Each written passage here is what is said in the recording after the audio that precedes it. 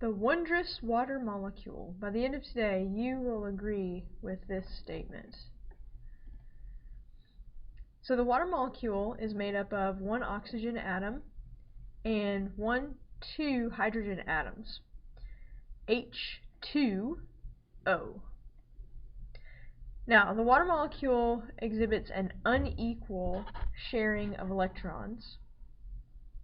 And so these, the hydrogen and the oxygen are covalently bonded, unequal sharing of electrons in both places here. And because oxygen is really greedy for electrons, it's going to hoard those electrons. And so the electrons tend to hang out around oxygen more than they do the hydrogens. And electrons are negative, so when they hang out more around oxygen, it makes it more negative. It's like if you have a group of friends who are a really good influence on you, then that's going to make you more of a good kind of person. Whereas negative friends, negative electrons here hanging out with the oxygens, negative impression on the oxygen that it makes. Alright, now if the electrons are not hanging around the hydrogens as much, then that's going to give the hydrogens an overall kind of positive charge. And so you notice this Mickey Mouse sort of figurine where the ears, the hydrogens, have more of a positive charge, and the face here, the oxygen, has more of a negative charge. And the charge, which is different across the molecule, will come into play here in just a little bit. When you have one water molecule around another water molecule, you know that opposites attract, right? So negatives and positives attract. Well, the negative from the oxygen of one water molecule is actually going to attract to the positive hydrogen of another molecule. And that bond between oxygen and hydrogen within different molecules, among different molecules, is called a hydrogen bond. Now, the hydrogen bond is weaker than a covalent or ionic bond. So it's weaker than the bonds holding the water molecule itself together. But when you think about how many molecules are in a sample of water, and they all have these networks of bonds around them, then that's going to have an effect. So we have these connections between oxygens and hydrogens of differing water molecules. That's called the hydrogen bond. So here's another look at the hydrogen bond. Here are the oxygens. This is a ball and stick model of the water molecule. Here's the oxygen, and these little dots represent the electrons. So you see how the electrons are hanging out around oxygen much more than they are around the hydrogens. So we get this overall negative charge with oxygen, overall positive charge of the hydrogens, and this is the effect of that. It's this network among differing water molecules.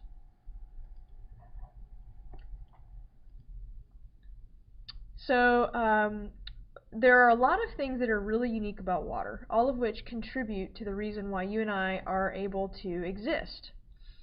Cohesion, just like its prefix suggests, between, cohesion is the attraction between molecules of the same substance, in this case water. So cohesion, water and water holding hands, peace, love, and there is a stickiness of water to itself, and that's cohesion.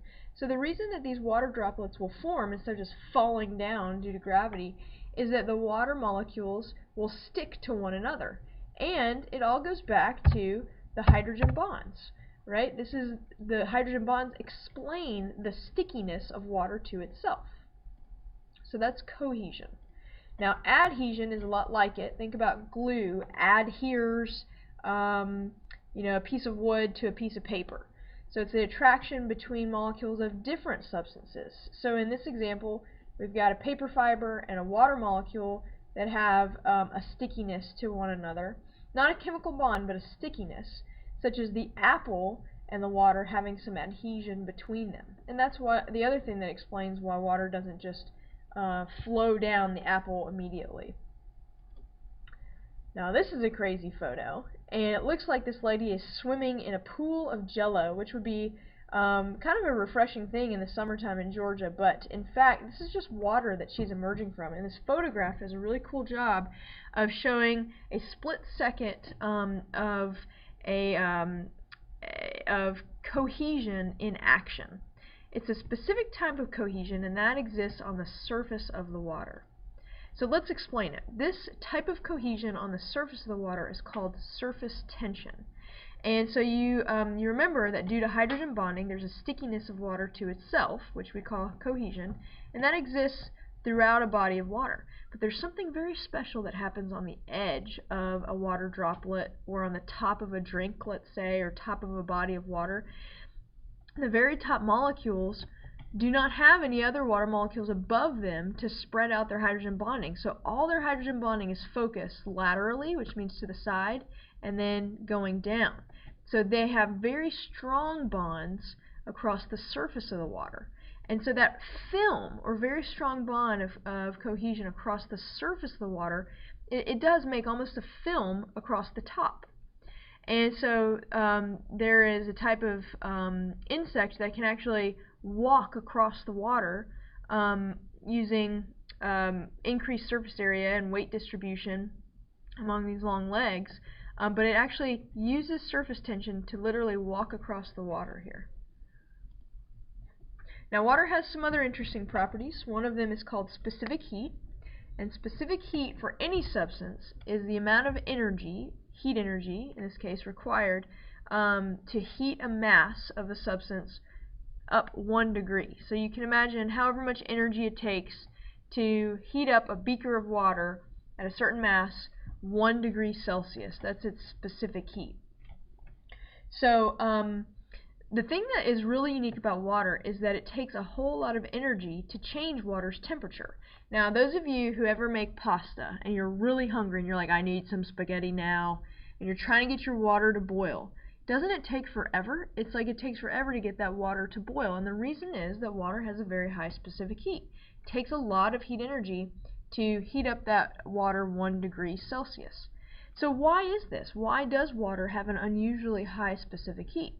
Well, it all goes back to the hydrogen bonds, because since water has molecular or intermolecular, that is between different molecules bonding, then it makes those bonds stronger between the water molecules, and it takes more energy to break these up, right? It's like if you got a wall of people holding hands, it's harder to break them up than if they're not holding hands. So it takes a lot of energy to excite these molecules enough that these hydrogen bonds break between them, enabling that increase in temperature. Okay, heat of vaporization is like that. So again, due to hydrogen bonding, it takes a high energy required to turn water into a vapor. The other cool thing about water is that, well, most substances, when they freeze, become more dense. And water is different, because ice water becomes less dense. Think about this. Ice floats, like ice on top of the ocean will float. And that's because the ice is less dense than the water beneath it, and it's due to a molecular interaction that you see here. The structure of ice is such that those hydrogen bonds really lock out and expand when water freezes. And in liquid form, it can kind of all smash together, so it's less dense.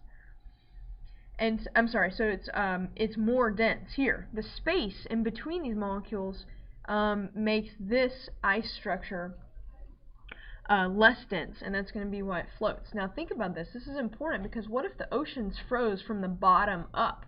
Then we would have everything that lives in the ocean would be threatened, because their habitat would be freezing, literally frozen, and you can't operate like that. So it's really important for our planet that the ice actually forms on the top down, rather than forming in the bottom of the ocean and going up.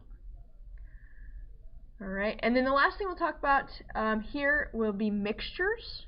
And so a mixture is just a physical mixture. It's not chemical reactions going on, but in a mixture there's one type called a suspension, and this is just that, like oil and vinegar salad dressing thing that happens, that the mixture will settle back out over time. So oil and something like vinegar or water will separate out. That's a suspension. Now, a solution is made up of a mixture in which there is even distribution of solutes and solvents. So the solute is the substance or particle being dissolved, and the solvent is the substance in which the solute dissolves. So, for example, in this case, we've got the solute being this blue powder. The solvent is the water. It's doing the dissolving. And the solution is what we get in when both of them are combined. Water is a great solvent, and we call it the universal solvent. And then here is an image of a beaker. In this case, we've got sodium chloride, table salt, which is being dissolved in the water. So in this case, let me ask you a question. What is the solute? What is the solvent? And then in this case, what is the solution? So I'll let you answer that question. Thank you.